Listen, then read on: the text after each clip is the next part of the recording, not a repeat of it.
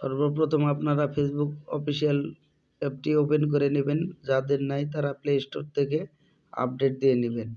নিয়ে যেহেতু আমি পেজ থেকে দেখাবো, পেজটা সিলেক্ট করে নেবেন। সিলেক্ট করার পরে এখানে আসবেন, প্রফেশনাল ড্যাশবোর্ডে ঢুকবেন। ঢোকার পরে এখানে চেক করবেন যে এগুলো ঠিকঠাক মতো আছে কি না। তারপরে এখানে ঢুকবেন হলো এই যে সি ওয়ালে। ঢোকার পরে এখানে দেখবেন পেজ রিকমেন্ডেবল, এখানে একটা ক্লিক দিবেন। দেওয়ার পরে যদি দেখেন যে সমস্ত তারাগুলা ঠিক আছে, তাহলে বুঝবেন পেজটি আপনার ঠিক আছে। তারপরে দেখবেন রিকমেন্ডেবল দেখবেন। দেখার পরে এই যে নিচে মনিটাইজেশন, এই যে পেজ স্ট্যাটাস নামে একটি অপশন দেখবেন, এখানে একটি ক্লিক করবেন। ক্লিক করার পরে এখানে দেখবেন যে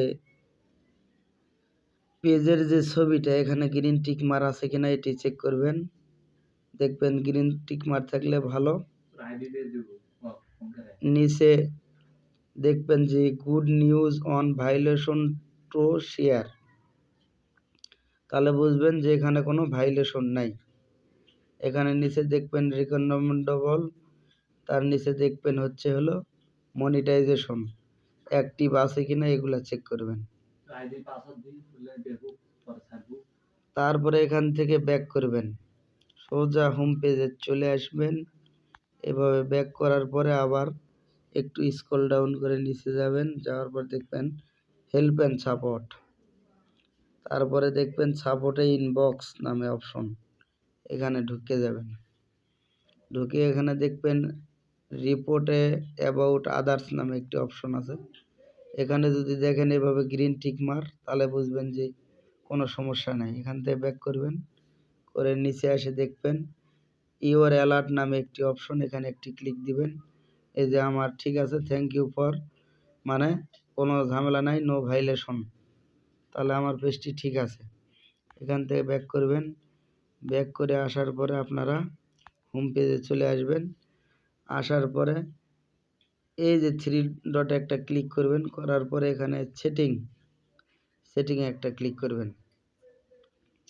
করার পরে একটু স্ক্রল ডাউন করে নিচে আসলে দেখবেন যে how people friend and content you, এই অপশানটা দেখে এখানে একটা ক্লিক করে ঢুকবেন।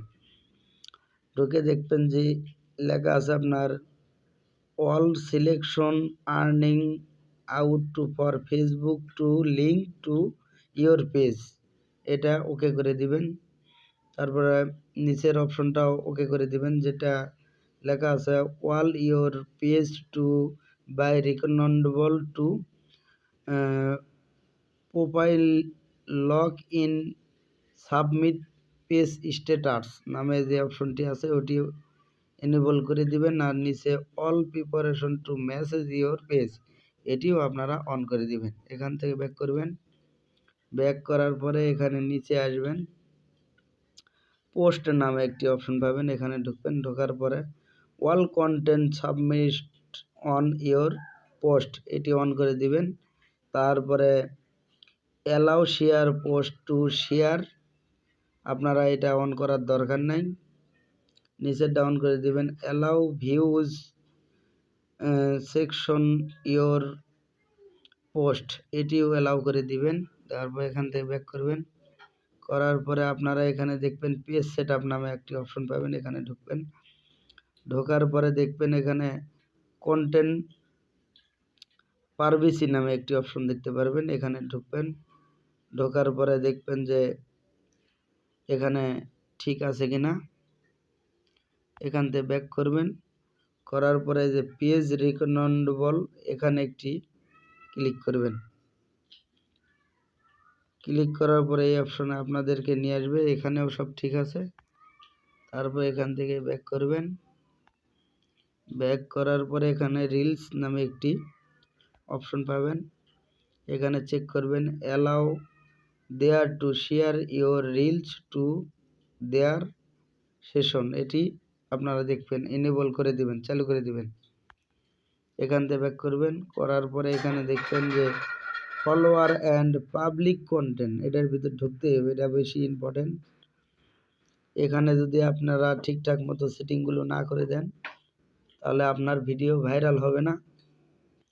এই জন্য আপনারা এখানে দেখবেন শেয়ার মোস্ট রিভিং কন্টেন্ট ফার্স্ট, এটি লেখা আছে, এটি খুঁজে আপনারা অন করে দিবেন।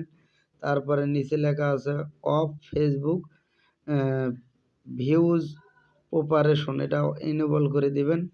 নিচে লেখা আছে হলো hard post and content with preparation, এটা অন করে দিবেন। এখানে নিচে আর কিছু করা লাগবে না, এখান থেকে ব্যাক করবেন, করার পরে আপনারা স্ক্রল ডাউন করে একটু নিচে আসবেন, এখান থেকে ব্যাক করবেন, ব্যাক